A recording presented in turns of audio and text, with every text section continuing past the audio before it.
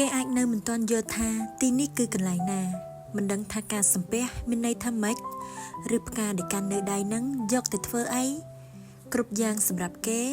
អ្វីដែលគេបានឃើញបានពណ៌ត្រូវអាចគ្រាន់តែជារឿងថ្មីនៅចំពោះមុខតែប៉ុណ្ណោះ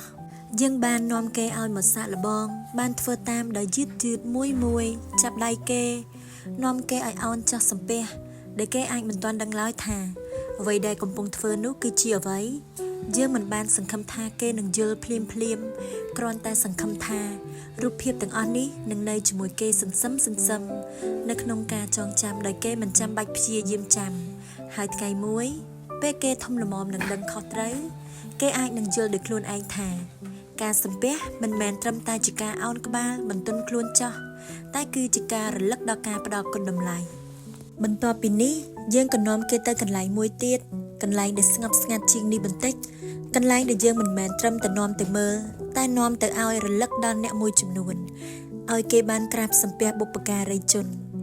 អ្នកដែលគេមិនដែលស្គាល់តែជាផ្នែកមួយនៃការនឹករលឹករបស់ក្រុមគ្រួសារយើងគេអាចនៅមិនយល់ថាហេតុអីយើងត្រូវមកកន្លែងនេះហេតុអីយើងត្រូវអង្គុយចុះក្រាបសំពះនិងផ្ដល់ភាពសំខាន់ក្នុងពេលវេលានេះពេលខ្លះរឿងខ្លះមិនចាំបាច់យល់ក្នុងពេលនេះក៏មិនចាំបាច់បញ្ញាប់ដឹងត្រឹមតែធ្វើតាមសិនត្រឹមប៉ុណ្ណេះក៏គ្រប់គ្រាន់ហើយសម្រាប់ថ្ងៃនេះហើយពេលដែលពេលវេលាកន្លងទៅ